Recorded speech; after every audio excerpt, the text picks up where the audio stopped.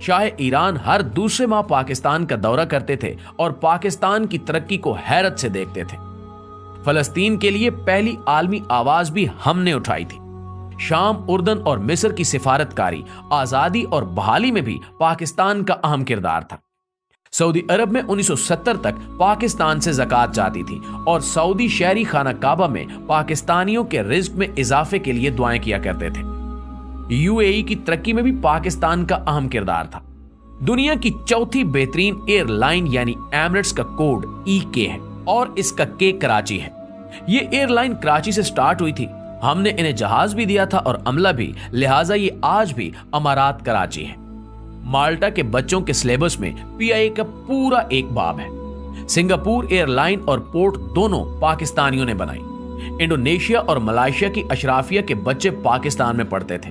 Malaysia का आईन तक पाकिस्तानी वकला ने लिखा था। जनूबी कोरिया की ग्रोथ में महबूबुल हक के 5 साला मंसूबे का अहम किरदार था। भारत 1990 की दहाई में पाकिस्तान से बिजली खरीदता रहा और मनमोहन सिंह ने शाइनिंग इंडिया का पूरा मंसूबा पाकिस्तान से लिया था। दुनिया की 3 बड़ी इंजीनियरिंग फॉरम्स ने 1960 की दहाई में कंसोर्शियम बनाकर मंगला डैम की बिड की थी और हार्वर्ड यूनिवर्सिटी की इंजीनियरिंग क्लास के तालिब इल्म जहाज भरकर मुताले और मुशाहिदे के लिए मंगला आते थे और इस मंसूबे को हैरत से देखते थे। मुस्लिम दुनिया के 27 मुल्कों के फौजी अफसर पाकिस्तानी अकेडमियों में ट्रेंड हुए और बाद अज़ां अपने अपने मुल्कों में आर्मी चीफ बने। यूएई की फरमारवा ज़ैद बिन सुल्तान अल नहान 1970 की दहाई तक पाकिस्तान के दौरे पर आते थे तो इनका इस्तकबाल कमिश्नर रावलपिंडी करता था। हमारे वजीर भी एयरपोर्ट नहीं जाते थे और सबसे बढ़कर 1961 में जब अयूब खान अमेरिका के दौरे पर गए तो पूरी अमेरिकी काबीना ने सदर जॉन F कैनेडी समेत एयरपोर्ट पर उनका इस्तकबाल किया और सदर अयूब खान एयरपोर्ट से व्हाइट हाउस खुली गाड़ी में गए और सड़क के दोनों साइडों पर अमेरिकी अवाम फूल लेकर खड़े थे और पाकिस्तान जिंदाबाद और वेलकम वेलकम के नारे लगा रहे थे। नाज़रीन गिरामी, पाकिस्तान ने एक दौर ऐसा भी देखा है जब दुनिया हैरत से इसकी तरफ देखती थी और ये जर्मनी और जापान जैसे मुल्कों को कर्जे और इमदाद देता था। लेकिन फिर इस मुल्क पर एक ऐसा दौर आया जिसमें हम $1 अरब के लिए दुनिया के दरवाजे पर भिखारी बनकर बैठे हैं और दुनिया हमें गरूर और नफरत से देख रही है। एक वक्त था जब हम वीजे के बगैर पूरी दुनिया में सफर करते थे और एक वक्त अब है जब हमें अफगानिस्तान के वीजे के लिए भी कतारों में खड़ा होना पड़ता है। ऐसा क्यों हुआ? क्या कभी हमने सोचने की जहमत की है? हमें मानना पड़ेगा कि हमने बड़ी मेहनत और जदोजहद से इस मुल्क को तबाह बर्बाद करके रख दिया है।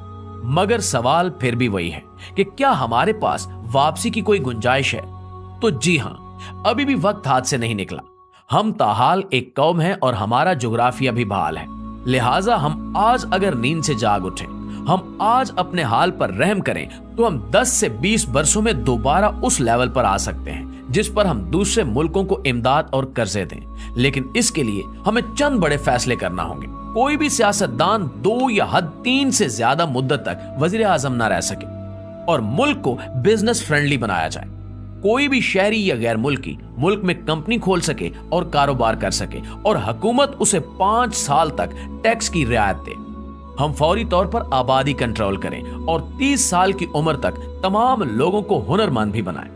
मुल्क में कोई शख्स बेहुनर और बेरोजगार ना हो। और आखिरी मशवरा, मुल्क के तमाम स्टेक होल्डर्स एक ही बार बैठकर अगले 20 साल का कौमी मंसूबा तैयार कर लें और फिर कोई शख्स उसे छेड़ने की जसारत ना करे और जो करे उसे करार वाकई सजा दी जाए। नाज़रीन, आप यकीन कीजिए कि हम इन चंद इकदामात से एक बार फिर इज्जत और आबरू की शाहराह पर आ सकते हैं, वरना हम इसी तरह भीख मांग मांग कर खत्म हो जाएंगे और तारीख के औराक में हमारा जिक्र तक नहीं मिलेगा। आखिर में दुआ है कि अल्लाह ताला इस कौम पर, अल्लाह ताला इस वतन पर अपना रहम व करम नाजिल फरमाए। आमीन सुमा आमीन।